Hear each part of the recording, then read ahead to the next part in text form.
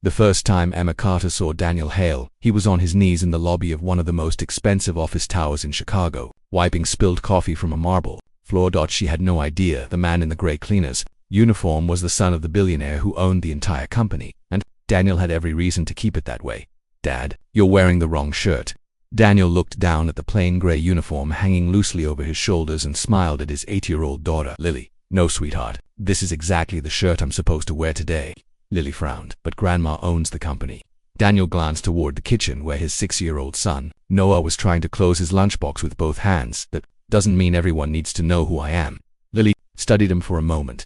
"You look like the man who cleans out school." "That's because today I'm going to do the same kind of work." Noah finally snapped the lunchbox shut. "Are you poor now?" Daniel laughed softly. "No, and being a cleaner doesn't mean someone is poor." He crouched beside them. "It means they're working, and anyone doing honest work deserves respect." His children nodded, although Daniel knew they did not fully understand. To most people, Daniel Hale had everything his mother, Margaret Hale, was the founder of Hale Industries, a real estate and property management company worth billions. Daniel had grown up in large houses, attended expensive schools, and had been expected to take over the company one day. But his life had changed 5 years earlier when his wife, Sarah, they became seriously ill. Daniel stepped away from the family business to care for her and raise their children for almost 2 years. Hospitals became part of their routine. He learned how to prepare medicine, braid Lily's hair badly, cook 3 meals his children would actually eat, answer emails at midnight, and somehow smile even when he was exhausted. Sarah died when Noah was only 1. After that, Daniel stopped caring about titles. He cared about school lunches, doctor appointments, bedtime stories, and making sure his children never felt as though they had lost both parents. His mother respected his decision to step away, but now she wanted him back. Hale Industries had grown quickly, and Margaret had started receiving complaints. Employees were quitting. Maintenance workers claimed they were being ignored. Junior staff said managers treated them badly, yet every report presented to Margaret looked perfect. Daniel suspected people were hiding the truth, so he suggested something unusual: "Let me work inside a company without anyone knowing who I am." Margaret stared at him across her office. "As what? A cleaner?" His mother almost laughed. "You have an MBA, and cleaners hear things executives never hear." Margaret leaned back. "You're serious?" "Completely." For 1 month, Daniel would work at the company's downtown headquarters under the name Daniel Reed. No private office. No assistant. No special treatment only. Margaret and the head of human resources would know his real identity. Daniel wanted to see how people behaved when they believed nobody important was watching. On his first morning, he arrived before 7. Within 10 minutes, he understood exactly what his mother had been missing.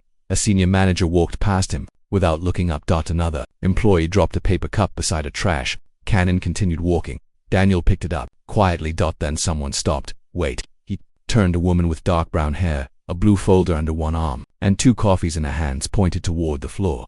"You missed one." Daniel looked down. A plastic lid had rolled underneath a bench before he could reach for it. She put her coffee down, bent down herself, and grabbed it. "There." She dropped it into his trash bag. Daniel smiled. "Thank you. You looked busy." She picked up her coffee. "I'm Emma, Daniel. First week. First day." She gave him a sympathetic smile. "Good luck." Then she disappeared into an elevator. Daniel watched the doors close. Most people had walked around him that morning. Emma had stopped to help. He later discovered she was a project coordinator on the 11th floor. She was 32, hard-working, direct, and apparently not very popular with some managers because she asked too many questions. Over the next week, Daniel began seeing her almost every day. Sometimes she worked late. Sometimes he found her alone in a conference room surrounded by paperwork. One evening, Daniel was emptying trash bins when he heard her whisper angrily into her phone. "I know the payment is late. I'm trying." She paused. Double quotes. "No, please don't cancel the appointment. My father needs that treatment." Daniel stopped outside the door. He knew he should keep walking then. Emma noticed him. Her expression changed immediately. "I'm sorry. I didn't realize anyone was there." Daniel continued changing the trash bag. "You don't have to apologize." She sat down slowly. "My dad has kidney problems. His insurance covers most of it, but not everything." Daniel said nothing for a moment. He understood hospitals too well. "I'm sorry." Emma gave a tired smile. "Everyone says that." Daniel looked at her. "Then I'll say something different." She raised an eyebrow. "What?" "You don't have to pretend you're okay every minute." For the first time, Emma's smile became real. "That's surprisingly wise for someone holding a trash bag." Daniel laughed. "I contain multitudes." From that evening on, they talked more. Emma never treated him differently because she believed he cleaned floors. She asked about his children. He told her Lily loved drawing and Noah refused to eat anything green. She laughed. Daniel discovered Emma had been raised by her father after her mother left when she was young. Maybe that was why she understood responsibility. One Friday, Daniel was collecting cups from the employee cafeteria when Emma walked in. "You have kids this weekend." "I have kids every weekend," she laughed. "I meant any plans." "Lily has a school art show tomorrow." "That sounds nice." "It will be, unless Noah decides the paintings need improvement." "What kind of improvement?" "Last time he drew a dinosaur on Lily's homework." Emma laughed so hard that several employees looked over. Daniel realized he had not enjoyed talking to someone like this in years. Then his phone, vibrated. A message from Lily. "Dad, Grandma says you forgot my inhaler in the car." Daniel immediately checked the time. He had promised Lily he would bring it before her after school activity. His smile disappeared. Emma noticed. "Everything okay?" "My daughter needs me." "Then go. I still have another hour." Emma looked at the cart. "Floors will survive." Daniel hesitated. She lowered her voice. "Kids, remember when you show up." That sentence stayed with him because Sarah used to say almost the same thing. Daniel left early. And for the first time since starting the experiment, he realized something unexpected. He had entered the company looking for problems. Instead, he had found someone who was beginning to matter to him. But Emma still believed he was an ordinary cleaner, and Daniel knew the longer he waited to tell her the truth, the more dangerous that truth would become. 2 weeks passed. Daniel learned more about Hale Industries than he had in years of reading executive reports. He saw maintenance staff working through lunch because departments were understaffed. He saw managers speaking politely to directors and rudely to receptionists. He heard employees complain about overtime being recorded incorrectly and again. Emma appeared in the middle of those problems, not because she caused them, because she kept trying to fix them. One afternoon, Daniel entered a conference room after a meeting and found papers scattered across the table. Emma was gathering them quickly. "You look like someone just lost an argument," Daniel said. She sighed. "I did." "What happened?" "My department is launching a new property renovation project. The contractor numbers don't make sense." Daniel froze slightly. He knew the project. It was worth nearly $40 million. Emma continued. "I found duplicate charges. Not huge amounts individually, but enough to worry me." "Did you tell your manager?" "Yes, and he told me to stop looking." Daniel became serious. "What exactly did he say?" Emma looked at him. "You suddenly sound less like a cleaner." Daniel smiled carefully. "Cleaners notice messes." Emma laughed, but Daniel wasn't joking. That evening he called his mother. "We may have a bigger problem than bad management."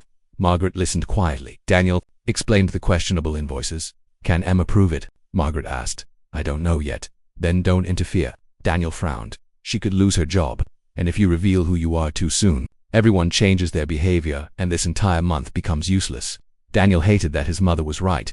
The next morning, Emma looked different. Quiet. Tired. She passed Daniel without their usual smile. He found her later sitting on the back staircase. "What happened?" She held an envelope. "I got a formal warning." "For what?" "Insubordination." Daniel sat beside her. "They warned you because you questioned invoices. According to my manager, I'm creating conflict." She laughed bitterly. Apparently noticing numbers is now a personality problem. Daniel wanted to stand up, walk directly into the executive offices, and end it. One phone call from him could protect her. One sentence from his mother could remove her manager. But if Daniel did that now, Emma would know. And worse, she might believe every conversation between them had been part of some rich man's game. Emma stared at the envelope. "I can't lose this job." Daniel looked at her. "Because of your father." She nodded. "And rent, and everything else." Then she looked at him. "No, this sounds pathetic." "It doesn't. I'm 32 years old, and sometimes I feel like one bad month could destroy everything." Daniel understood more than she knew. Money had never been his problem, but losing Sarah had taught him that security could disappear in ways money could not repair. Folded the letter. "My father keeps telling me to stop worrying about him." "What do you tell him?" "That's what family does. We worry." Daniel smiled sadly. "Sounds familiar." That weekend something changed between them. Daniel had brought Lily and Noah downtown because his babysitter canceled. He planned to finish 2 hours of work while the children stayed with him in a staff break room. Emma found them. There Lily was drawing. Noah was trying to build a tower from paper cups. These the famous children. Daniel stood. "Unfortunately," Lily gasped. "Dad." Emma laughed. "You must be Lily." Lily narrowed her eyes suspiciously. "How do you know my name?" "Your father talks about you. Good things." "Mostly." Lily looked at Daniel. "What bad things?" "The broccoli incident," Daniel said. "That was Noah." For the next hour, Emma helped Lily with her drawing, while Daniel finished his cleaning tasks. It was the first time who had seen another woman sitting beside his children in such an ordinary way since Sarah died, and that frightened him, not because he disliked it, because he liked it too much as they were leaving. Lily whispered loudly, "Dad, she's pretty." Daniel nearly dropped his keys. Emma pretended not to hear. Noah did not pretend. You should marry her, Noah. Emma turned red. Daniel covered his face. Children are wonderful, he said. Everyone should have several. Emma laughed. But later, as they walked toward the train station, she said quietly, your kids are great. Thanks, you're doing a good job with them. Daniel looked at her. Those words hit harder than she could know. After Sarah died, Daniel had heard plenty of admiration. People told him he was strong, brave, incredible, but parenting rarely felt incredible. It felt like wondering if Lily's sadness was normal. It felt like forgetting school forms. It felt like reheating dinner after Noah refused the first two options. It felt like lying awake wondering whether his children remembered enough of their mother. You really think so? He asked. Emma looked surprised. Of course, Daniel nodded slowly. Some days, I'm not sure. Good parents probably worry about being good parents. That night, Daniel admitted something to himself. He was falling for her, and he knew he had to tell her the truth. He decided he would do it. But Monday morning destroyed that plan when Daniel arrived at work. Emma's desk was empty. He found her downstairs carrying a cardboard box. What happened? Emma would not look at him. I'd been suspended. Daniel felt his stomach drop. They're investigating me for leaking confidential financial information. That's ridiculous. I know. Daniel saw tears gathering in her eyes. She looked embarrassed and turned away. My manager says files were accessed using my login. Did you access them? Yes, but only the invoices connected to my project. Daniel immediately understood.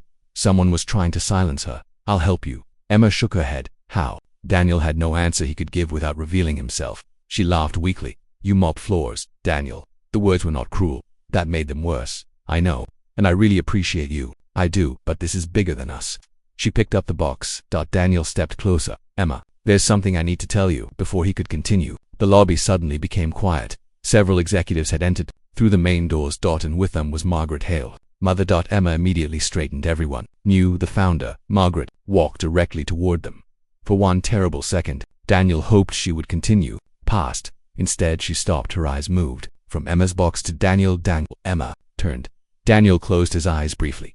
Margaret continued. I was told there was a problem. Why didn't you call me? Emma looked between them. Wait, Daniel said softly. Emma. Margaret finally realized, but it was too late. Emma stared at Daniel. You know Margaret Hale? Daniel swallowed. She's my mother. Emma said nothing.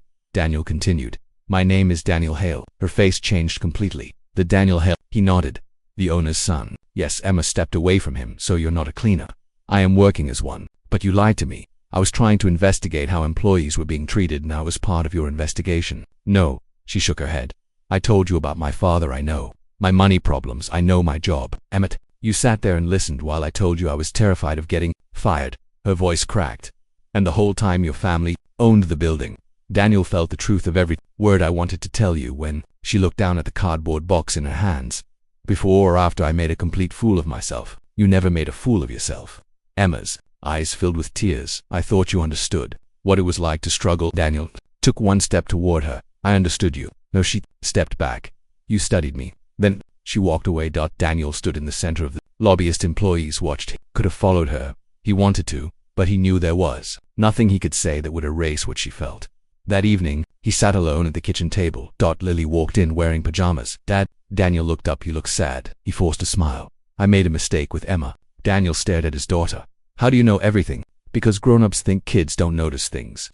She climbed onto the chair beside him. Did you say sorry? Yes. Did she forgive you? No. Lily thought for a moment. Maybe saying sorry doesn't fix it right away. Daniel felt his eyes burn. No. She rested her head against his arm. Mom used to say trust takes a long time. Daniel closed his eyes. Lily barely remembered Sarah, yet sometimes her mother still appeared through her words. Daniel kissed the top of Lily's head. Across town, Emma was sitting beside her father's hospital bed with no job, no certainty, and no reason to believe Daniel Hale had ever been anything except another wealthy man playing with a life that was not his own. And Daniel finally understood the real cost of his disguise. He had entered the company pretending to be someone without power, but Emma had trusted him because she believed he had none. Now that she knew the truth, he had never felt more powerless. Daniel did not call Emma the next morning. Or the morning after that. He wanted to. Instead, he did something more important. He finished the investigation. With Margaret's approval, an independent auditing firm examined the renovation project. Within days, they found what Emma had suspected. Several invoices had been manipulated. A senior department manager and an outside contractor had been hiding inflated charges inside routine project expenses. Emma's login had been used after working hours to make it appear she had accessed restricted records. Security logs proved she had already left the building at the time she had been framed. Margaret immediately terminated the managers involved and sent the evidence to the proper authorities. Then, Daniel made one request. Don't, but announce that I found it. Margaret looked surprised. Why? Because I didn't. He placed Emma's original report on the desk. She did. The next afternoon, Emma received a call from Hale Industries. She almost ignored it, but her father encouraged her to answer. Margaret Hale personally apologized at the suspension, who had been removed from her record. She would receive full pay for the days she missed, and the company wanted her back. Emma remained quiet. Margaret added one more thing. Daniel asked that the investigation credit you for finding the irregularities. Emma closed her eyes. He did. Yes, he didn't ask you to call me. Noted. That surprised her more than anything else. Daniel stayed away. For 2 weeks he returned to his normal responsibilities but refused the large corner office his mother had prepared for him. Instead, he began rebuilding the company's employee reporting system. Anonymous complaints would now go to an independent team. Maintenance and support staff would have direct access to HR. Department managers would be reviewed not only by executives but also by the people who worked under them. His month as a cleaner had changed more than he expected. One evening, Daniel was helping Noah brush his teeth when the doorbell rang. Lily ran downstairs. Dad, what? It's Emma. Daniel froze. Noah spit toothpaste into the sink. Go marry her. Daniel stared at him. We are going to discuss boundaries tomorrow. He hurried downstairs. Emma stood outside wearing jeans and a simple sweater. Daniel opened the door. Hi, Papa. For a moment neither knew what to say. Then Lily appeared behind Daniel. Come inside. Daniel looked back. Lily, what? It's cold. Emma smiled. That helped. They sat in the kitchen. Daniel made coffee. Neither touched it. Finally Emma spoke. My father started treatment again. I'm glad. The company health fund covered the remaining amount. Daniel immediately said, I didn't arrange that. I know. She looked at him. Checked. Daniel almost smiled. Probably wise. Emma took a slow breath. I'm still angry. You should be. I don't think you were trying to hurt me. I wasn't, but you still did. Daniel nodded. I know. She looked directly at him. Why didn't you tell me when we started becoming friends? Daniel thought carefully before answering. At first, because the investigation depended on people believing I was a cleaner, and later, because I became afraid of what? Losing the way you looked at me. Emma said nothing. Daniel continued. Most people know my last name before they know me. They know what my mother owns. They know what they think I have. He looked down at his hands. But you didn't. You thought I was poor. Emma smiled slightly. I never thought you were poor. You thought I cleaned bathrooms. That's different. Daniel laughed softly. Then his expression became serious. When you talked to me, I knew you were talking to Daniel, not Margaret Hale's son, not someone you wanted something from. Emma watched him quietly. And I like that too much. You should have trusted me with the truth. I should have. Number 2. Excuses. No explanation meant to erase the mistake. Just the truth. Emma appreciated that. What happened to your wife? She asked quietly. Daniel looked surprised. You never really told me. He leaned back. Cancer. I'm sorry. She fought for almost 2 years. Daniel looked toward the living room, where Lily and Noah were pretending not to listen when she died. Everyone expected me to eventually return to my old life. He shook his head. But there wasn't an old life anymore. Emma listened. For years I introduced myself as a father before anything else. That's not a bad thing. Now, Daniel Smiled. It might be the best thing about me. Emma looked toward Lily. She adores you. I'm not always sure. Why? Because you show up. Daniel remembered the first week they met. Kids remember when you show up. He looked at Emma. You said that to me. I meant it. Silence settled between them. Comfortable this time. Then Emma said, I came here because I didn't want the worst thing you did to become the only thing I remembered about you. Daniel did not move. What does that mean? It means I'm willing to know the real Daniel. His heart beat faster. No uniforms. No fake last names. Fair and no billionaire surprises. Daniel smiled. I can't completely guarantee that one. My mother is intense. Emma laughed. From the doorway, Noah whispered loudly to Lily, they're going to kiss. Daniel closed his eyes. Emma started laughing harder. Noah, what? I'm just saying. Daniel stood. Bed, both of you. After much complaining, Daniel finally got the children upstairs. When he returned, Emma was looking at a framed photograph on the shelf. Sarah holding baby Noah. Daniel stopped beside her. She was beautiful. Emma said she was. You still love her? Daniel did not hesitate. Yes. Emma nodded. Daniel looked at the photograph. For a long time, I thought loving someone again meant leaving something behind. Emma turned toward him. And now I think the heart makes room.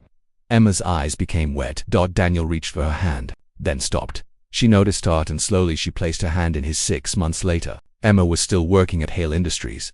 but not because Daniel arranged a promotion. She applied for a newly created compliance position, went through interviews with an independent hiring panel, and earned the job herself. Daniel insisted on staying out of the process. Their relationship grew just as carefully. No secret luxury trips, no dramatic gifts. Most of their evenings involved takeout, homework, laundry, and Noah asking questions no adult could answer. Emma's father improved enough to return home. And Margaret Hale discovered that grandchildren were far more willing to visit company headquarters when she kept chocolate in her office. One Saturday morning, Daniel returned to the downtown building with Lily and Noah. The lobby looked exactly as it had on his first day as a cleaner. Polished marble, glass walls, people rushing toward elevators. A man in a maintenance uniform was cleaning near the entrance. Daniel stopped. "Morning." The man looked surprised. "Morning, Mr. Hale." Daniel smiled. "Daniel is fine." Lily looked up at her father. "You still remember being a cleaner?" Daniel glanced toward the place where he had first met Emma. "I remember everything." Emma approached from the elevators, carrying 4 coffees and 1 hot chocolate. Noah pointed, "That one better be mine." Emma handed it to him, obviously. Daniel took his coffee. Emma smiled at him. "What? Nothing. You're staring." "I was just thinking." "Dangerous." Daniel laughed. "I walked into this building because I wanted to discover who people really were when they thought nobody important was watching." Daniel looked at her. "I discovered something else." "What?" "That sometimes the person everyone ignores sees people more clearly than anyone else." Emma squeezed his hand, and together they walked toward the elevator while Lily and Noah raced ahead. Daniel had spent his whole life surrounded by wealth. But losing Sarah had taught him that money could not protect a family from pain. Pretending to be a cleaner had taught him something equally important. A person's real character appears in the way they treat people who can do nothing for them. Emma had shown kindness to Daniel when she thought he had no status, no influence, and nothing to offer her. And Daniel finally understood that the greatest privilege of his life was not inheriting a billion-dollar company. It was finding someone who had cared about him before she knew his name.